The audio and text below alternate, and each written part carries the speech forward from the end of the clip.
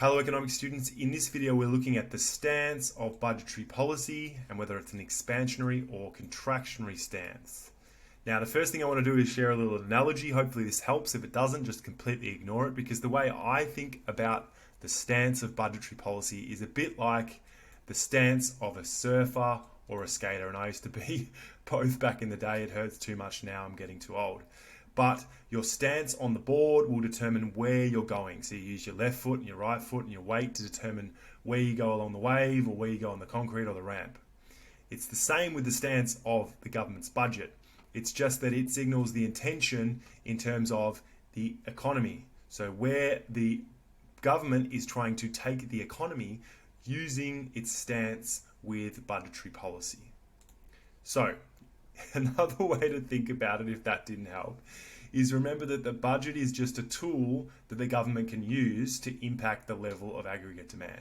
So to quote unquote fix the economy, the budget is just a tool to do that. What the stance is trying to understand is, well, how are they trying to fix the economy? So are they using the budget to expand the level of aggregate demand and economic activity? Because if they are, think about this word, we're going to call that an expansionary stance. Are they using this tool to contract aggregate demand or decrease aggregate demand and activity? If they are, well, we're going to call this a contractionary stance. A contractionary stance. So it's about the intention of the government through the budget and how it's using that budget to impact the Australian economy, the stance. So let's think about what the government actually uses to impact the level of economic activity, because it's not their weight on the board, it's not their left foot, right foot. What they're really using is revenues and expenses, or in other words, it's the outcome which really determines the underlying cash balance that really determines the stance of the government and how they're using the budget. So if the budget is contracting or decreasing the level of aggregate demand, again, quote unquote, to fix it, the budget outcome must either be in surplus or moving from a deficit to a surplus. And let's think about why this is.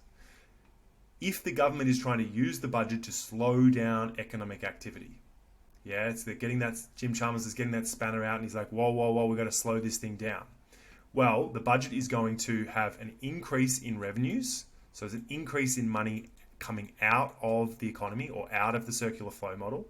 And at the same time, there's going to be a decrease in money going in. And again, that will be resulting in a surplus or moving from deficit towards surplus. So either revenues are greater than expenses, or revenues are growing faster than expenses, or even expenses are decreasing faster than revenues. All of these things are to say that a surplus, we're going to assume, is always contractionary. Always contractionary. Now, some of the resources out there will say something a little bit different, but I think this kind of overcomplicates things. I think if we take this assumption that a surplus is contractionary, it makes things a lot easier. Now, on the other hand, if they're trying to take the budget in a different direction, e.g. they're trying to expand or increase aggregate demand and the level of economic activity, while the outcome, the sort of mechanism through which they can do that, they don't use their legs again or their weight, they use revenues and expenses, and therefore the outcome must be in deficit, or it must be moving from surplus towards deficit. And it's for the same reasons, but in this case, it's because expenses, e.g. money coming out of the economy, is increasing. Money going into, I'll do that again, expenses is increasing, money going into the economy is increasing, and revenues that are coming out are decreasing. So they're putting more money in and taking less money out.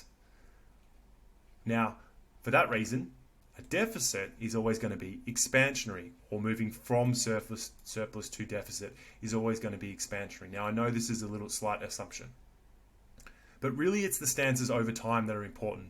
So the change in budget outcome from one period to the next, or the relative change in budget outcome, which is going to tell us more or give us more information about where the government's trying to go with the economy through the use of budgetary policy. So I'm going to give you a simple rule here. A surplus is always contractionary and a deficit is always expansionary.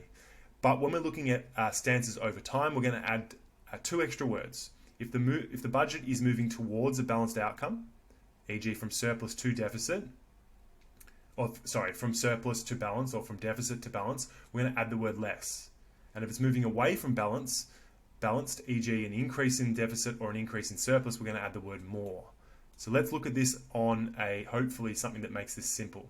So remember, a surplus is always contractionary above zero. If it's above zero, it's always contractionary. If it's below zero, e.g. in deficit, it's always expansionary for the reasons I've already described. So if we move from a small surplus to a larger surplus, it's going to be contractionary, but we're going to add the word in front, more contractionary, because we're moving away from balanced.